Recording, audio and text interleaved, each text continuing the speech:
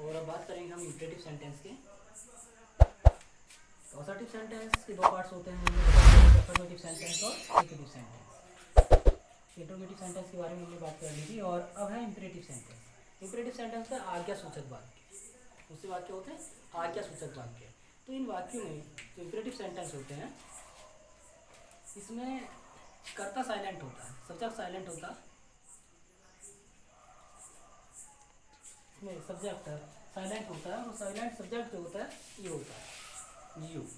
मान लीजिए first person है, फर्स्ट पर्सन बोलने वाला होता है, सुनने वाला होता है सेकंड पर्सन। बोलने वाला फर्स्ट पर्सन होता है, फर्स्ट पर्सन आई और वी हो सकता है, और सुनने वाला होता है सेकंड पर्सन जो यू होता है। इसमें सब्जेक्ट जो होता है साइलेंट होता है, सब्जेक्ट होता है यू और वो होता है साइलेंट। तो कैसे होता है, मान लीजिए मैं हूँ, मैं आपसे कोई बात करूँ कि मुझे अपनी किताब दो। तो मैंने ये बात नहीं कि तुम मुझे अपनी किताब दो, क्या कहा, क्योंकि सामने वाले से कहा गया कि गिव मी योर बुक, मुझे अपनी किताब दो। ऐसी रिक्वेस्ट होती है, प्लीज़ हेल्प मी, कृपया मेरी सहायता करो। तो इसमें जो कर्ता होता है वो साइलेंट होता है, कार्य करने वाला। तो दर्शाया क्या जाता है इसमें, प्रार्थना,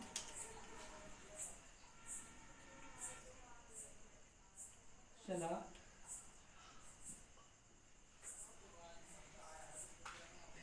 आदेश, रिक्वेस्ट, एडवाइस, ऑर्डर।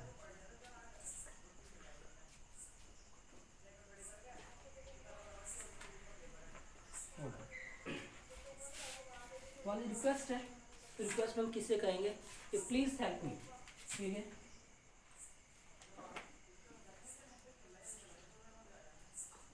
कृपया मेरी सहायता करो, तो किससे कहा गया, सामने वाले से। माना कि मैंने ही आपसे कहा कि कृपया मेरी सहायता करो, प्लीज़ हेल्प मी, तो ये कार्य आपको करना पड़ेगा। सहायता जो करेंगे आप करेंगे, और आप इसमें साइलेंट हैं, यानी कि यू इसमें साइलेंट है। जो कार्य करता है वही साइलेंट है। माना कि जैसे लिखा हुआ है, लिखा गया कि ओपन द डोर, दरवाज़ा खोलिए। तो मैंने केवल कहा है, और दरवाज़ा खोला किसने, आपने। इस कार्य कौन करेगा, आप करेंगे, सब्जेक्ट है आप, बट इसमें साइलेंट होता है। सामने वाले से ये नहीं कहा जाता कि तुम इस कार्य को करो, कहा जाता है कि तुम कार्य करो। जैसे मैंने अभी कहा कि दरवाज़ा खोलिए, कि दरवाज़ा खोलिए, दरवाज़ा खोल दो। सामने वाले से ये नहीं कहा जाता कि तुम दरवाज़ा खोल दो। ग्रुप में हो सकता है कि कई सारे सामने बैठे हुए, तो एक विशेष प्रकार का जो व्यक्ति होता है, पार्टिकुलर व्यक्ति होता है, उससे कहा गया। बट ज़्यादातर क्या होता है, जो सामने होता है कि आप अपनी किताब पढ़ो। मान लीजिए क्लास में भी गए तो अपनी किताब पढ़िए, अपनी किताब निकालिए। किससे कहा गया, सामने वाले से कहा गया कि किताब निकालिए। सामने कौन है, यू, यानी कार्य करेगा कौन, सेकंड पर्सन यू, यानी कि तुम। तो इसी तरीके से प्रार्थना वाला वाक्य होता है, प्लीज़ हेल्प मी, कृपया मेरी सहायता करो। पर जो सहायता करने वाला होता है, जो सहायता करेगा, वो इसमें साइलेंट है, यू इसमें यूज नहीं किया हुआ। ऐसी होती है सलाह, सलाह देना किसी को।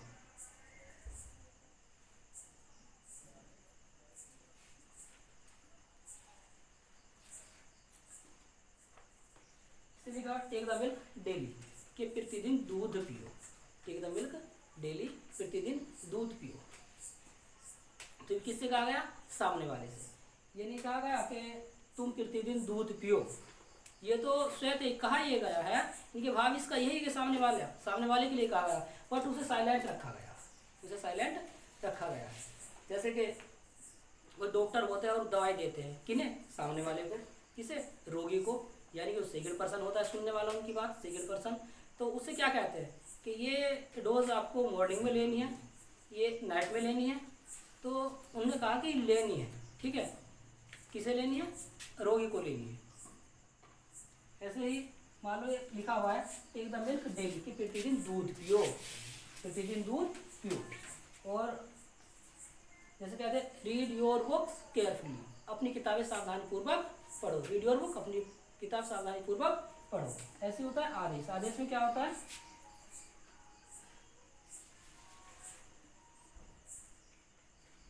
Stand up, go out. ये दो सेंटेंस है, इनमें मैं आपको बता रहा हूँ कि आदेश में और सलाह में डिफरेंस क्या होता है?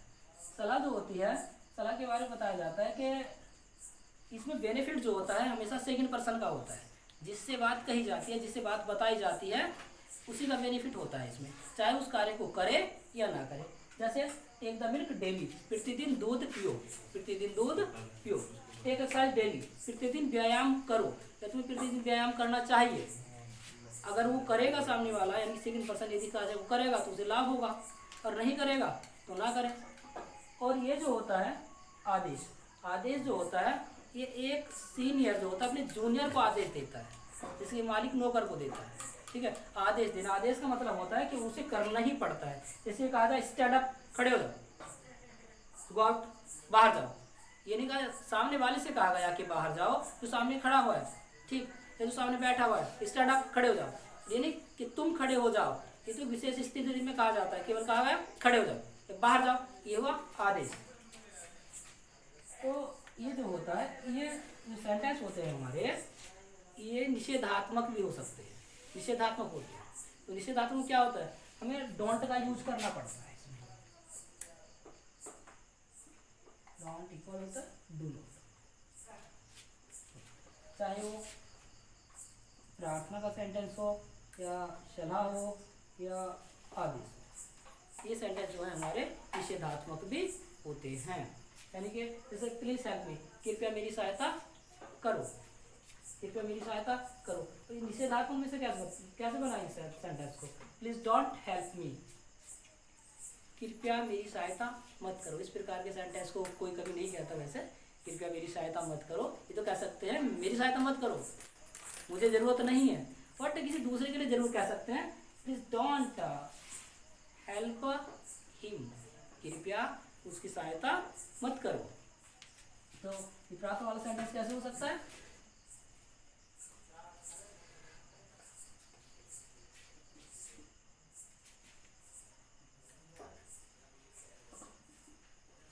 हमने डोंट का यूज कहाँ करा? वर्ब से पूर्व। निषेधात्मक बनाने के लिए सेंटेंस को वर्ब से पूर्व डोंट का यूज करेंगे या डू नॉट का यूज करेंगे। प्लीज डोंट हेल्प हिम, कृपया उसकी सहायता मत करो। हम अपने को समझा रहे हैं, किसी को जो हमारा अपना, उसे समझा रहे हैं कि उसकी सहायता मत करो, तो क्या कहेंगे? कृपया उसकी सहायता मत करो। एकदम बिल्कुल डेली, तो हम इसे अगर निषेधात्मक बनाएंगे तो वर्ब से पहले डोंट का यूज करेंगे। तो लिखेंगे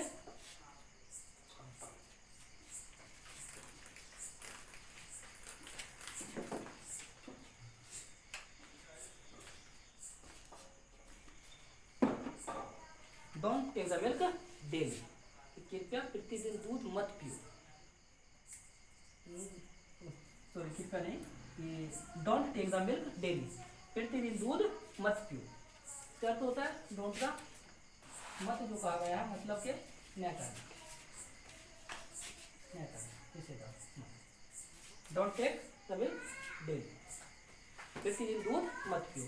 ऐसे ही इनमें यदि हमें इसे निषेधात्मक बनाना है तो वर्ब से पहले ही हम डोंट का यूज करेंगे। जैसे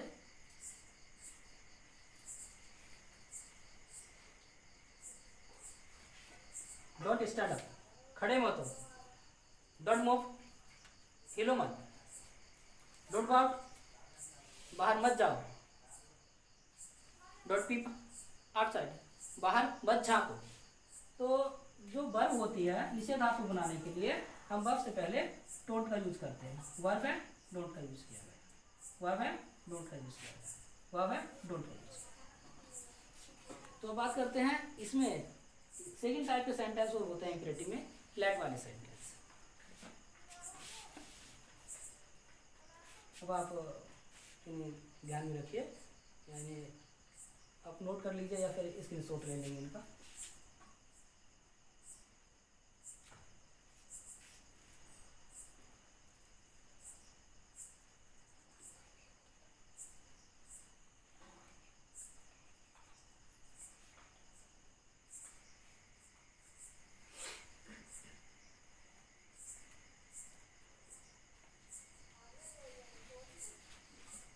सेकंड टाइप के सेंटेंस होते हैं लेट वाले सेंटेंस। तो लेट का जो अर्थ होता है लीव करने के लिए होता है कि लेट में जो वर्ब लगी हुई होती है तो उसे उस कार्य को करने दो, फ्री करना, मुक्त करना। जैसे ये लिखा हुआ है let him do his work, let him do his work, उसे अपना कार्य करने दो, उसे अपना कार्य करने दो। यानी कि हम किसी से कह रहे हैं, हम किसी से कह रहे हैं जो हमारे पास में सामने वाला है, यानी कि सेकंड पर्सन से, कि उसे अपना कार्य करने दो।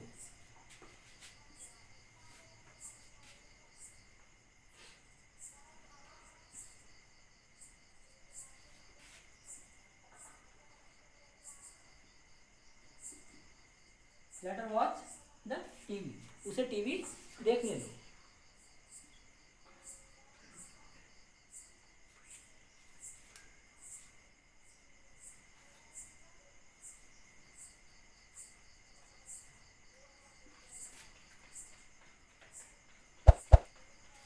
Let Ram read his book, Ram को अपनी किताब पढ़ने दो। होता है इस प्रकार के सेंटेंस में जो है प्रार्थना के भाव भी दर्शाए जाते हैं। प्रार्थना का भाव साइलेंट होता है, जब ऑब्जेक्ट होता है, अदर ऑब्जेक्ट होता है, उनके साथ में लेट का यूज होता है। रिक्वेस्ट भी इनमें दर्शाई जाती है। और ये जो होता है एक सेंटेंस, इसी में वो निकलता है जिसमें जो कहने वाला होता है वो भी शामिल होता है, उसे भी, यानी कि जो सेकंड पर्सन होता है जिससे कहा जाता है, यानी कि अपने आप को भी साथ लेकर वो कार्य करता है, उस कंडीशन में हम ऑब्जेक्ट लेते हैं अस। जैसे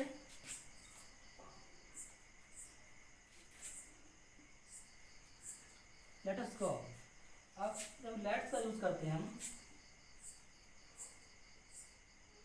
let's, let us, let's go, ये लेट अस गो, आओ चलें।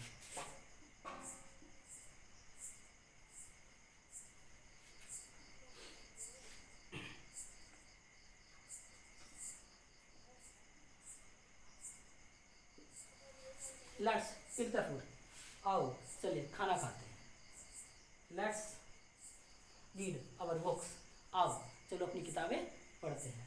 ये सेंटेंस जो होते हैं ये भी इम्परेटिव में ही आते हैं। जो ये जो अदर ऑब्जेक्ट्स होते हैं ये प्रार्थना दर्शाते हैं, प्रार्थना के भाव भी इनमें होते हैं, और किसी को कार्य करने के लिए छोड़ने, सेंस के अकॉर्डिंग हम सेंटेंस को लेते हैं। और ये जो होता है जिसमें अस लगा हुआ होता है, ये जो सेकंड पर्सन होता है उसके साथ जो बोलने वाला होता है वो इस कार्य में शामिल होता है। तो इस ध्यान से देखेंगे, स्क्रीनशॉट ले लेंगे आप।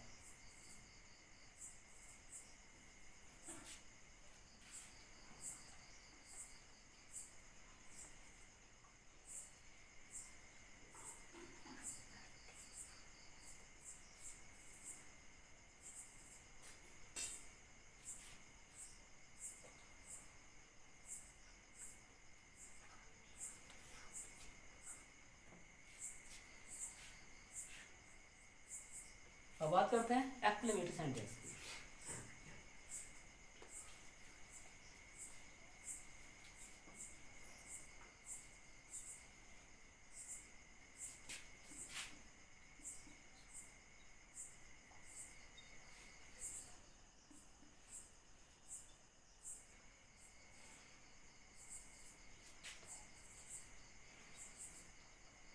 एक्सक्लेमेटरी सेंटेंस होता है विस्मयबोधक वाक्य। विस्मयबोधक वाक्य मतलब जिसके बारे में हमें पहले से जानकारी नहीं होती, अकस्मात घटना इसमें दर्शाई जाती है, सडन फीलिंग्स इनमें दर्शाई जाती हैं। तो इसमें होता है दुख, उत्साह,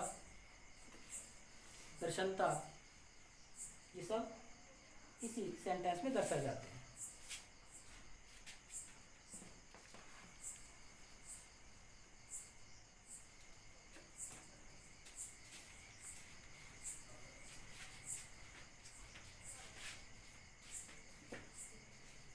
दुख,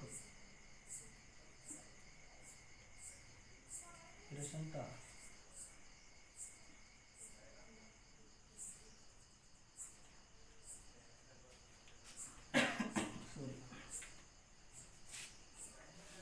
आश्चर्य,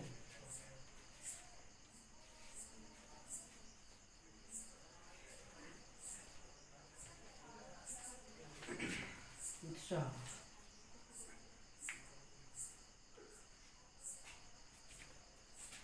तो दुख व्यक्त करने वाले जो वर्ड्स होते हैं दुख दर्शाते हैं होता है अलाश या कृष्णता hurrah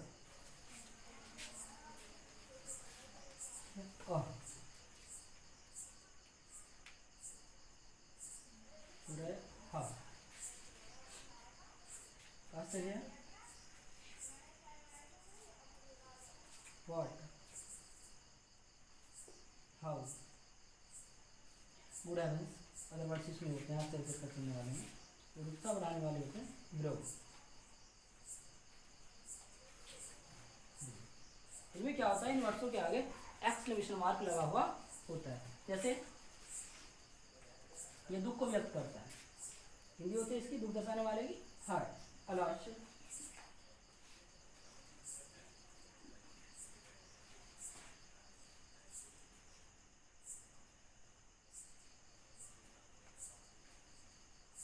अलाश I have lost my purse. तो जैसे अभी बताया था कि इसमें जो है यानी कि हमें अकस्मात घटनाएं दर्शाई जाती है जिसके बारे में पहले पता नहीं होता, सडन फीलिंग्स। मान लीजिए हम किसी कार्य से बाजार में गए, शॉप पर गए कोई सामान खरीदने के लिए और हमने वो सामान ले लिया, पैक करा लिया और जब हम यानी कि जब हम उनसे पैसे देने वाले होते हैं तो अपने पॉकेट पे हाथ लगाते हैं और पता चला कि हमारे जेब में पर्स ही नहीं है, तो क्या हुआ? Alas I have lost my purse, मैंने अपना पर्स खो दिया, जिसके बारे में कोई जानकारी नहीं, तो उसको क्या दर्शाया गया है? दुख। जैसे हुर्रा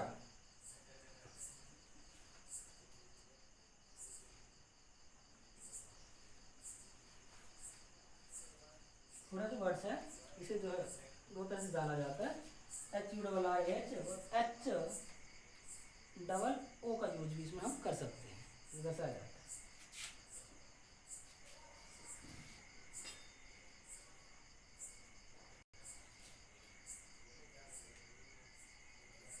जैसे ये है कि मान लो कोई टीम है तो खिलाड़ी खेलते हुए होते हैं और एक टीम जो है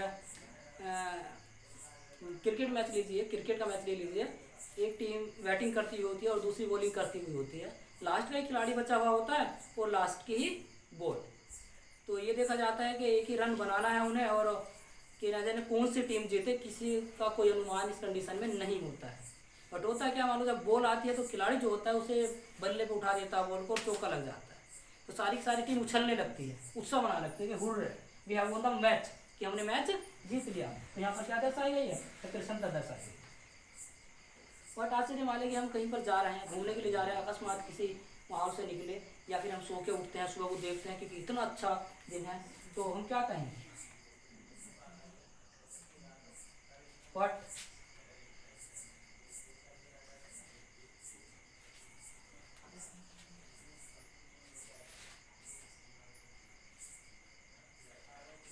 व्हाट प्लेजेंट मोड,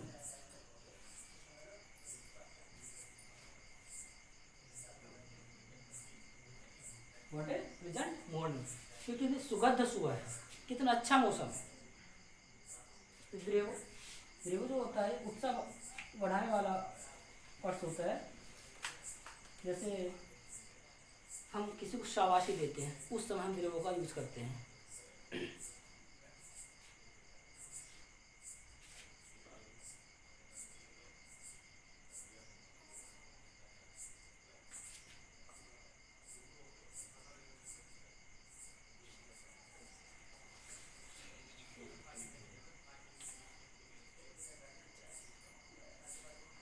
द्रेव शाबाश, you have top the class, कि तुमने क्लास को टॉप किया, किसी को शाबाशी दे रहे हैं, वो हम उसका उत्साहवर्धन कर रहे हैं। इस प्रकार के सेंटेंस दर्शा जाते हैं तो एक्सक्लेमेटरी सेंटेंस में। तो आप ध्यान से देख लीजिए, फिर स्क्रीन शॉट ले लें इसका, अगर बार बार वीडियो देख के जो है नोट कर सकते हैं। आगे बढ़ते हैं और देखते हैं ऑप्टेटिव सेंटेंस के बारे में बातें करते हैं।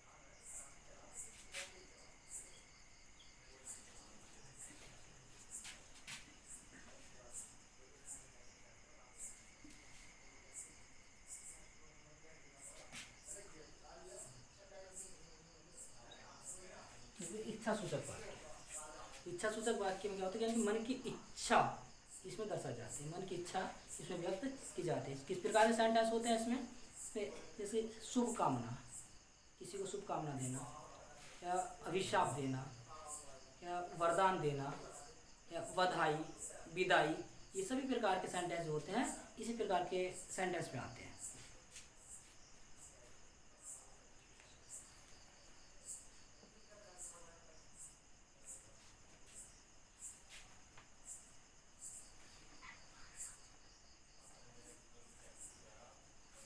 जैसे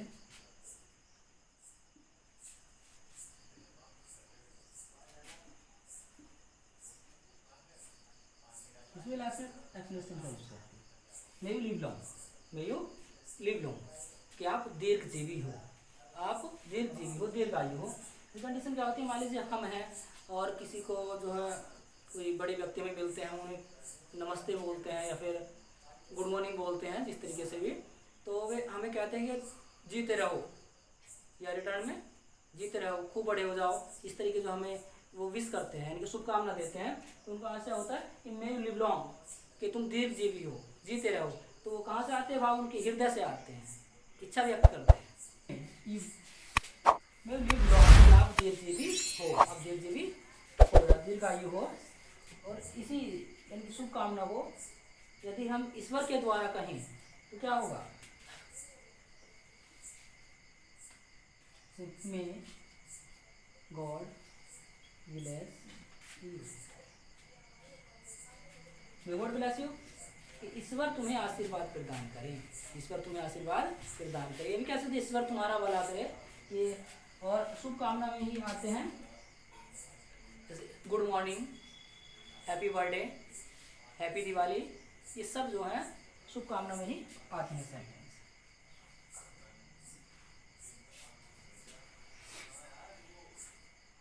शुभकामना, ईश्वर से प्रार्थना थी, ईश्वर से प्रार्थना थी, ठीक है, शुभकामना में ही। गुड मॉर्निंग,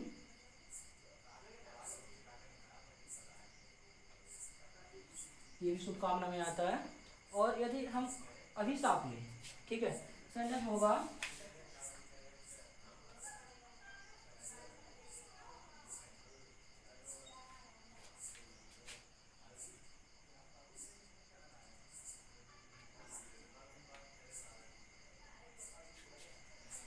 मैं यानी गॉड टू हेल, कि मेरा शत्रु नर्क में जाए, मेरा शत्रु नर्क में जाए। तो ये क्या है, ये उसके लिए क्या दिया गया है, अभिशाप।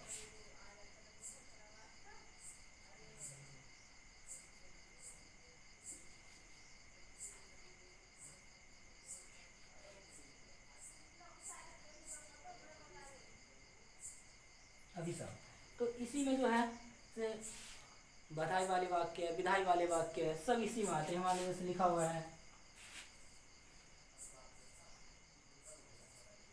गुड बाय,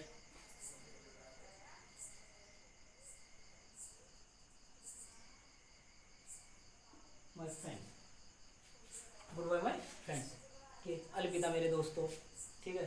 जैसे कि हम भी अपनी क्लास वर्क करने जा रहे हैं तो विदाई का जैसे समय होता है तो क्या कहते हैं, गुड बाय, ठीक है, गुड बाय फ्रेंड्स, कि अलविदा मेरे दोस्तों। तो इस प्रकार के सेंटेंस होते हैं।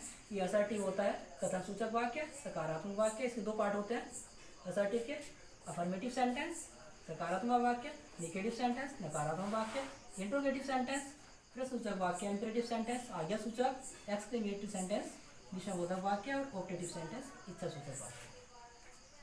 मैं आशा करता हूँ कि आपकी समझ में अच्छी तरह से आया होगा और आप इसे बार बार रिवाइज करेंगे, देखें, रिव्यू करेंगे और नोट्स बनाते चलेंगे। और नेक्स्ट वीडियो में हम अपना टॉपिक लेंगे टेंस। टेंस और सेंटेंस में डिफरेंस क्या है, सेंटेंस से हम लेकर चलेंगे, ट्रांसलेशन लेकर चलेंगे।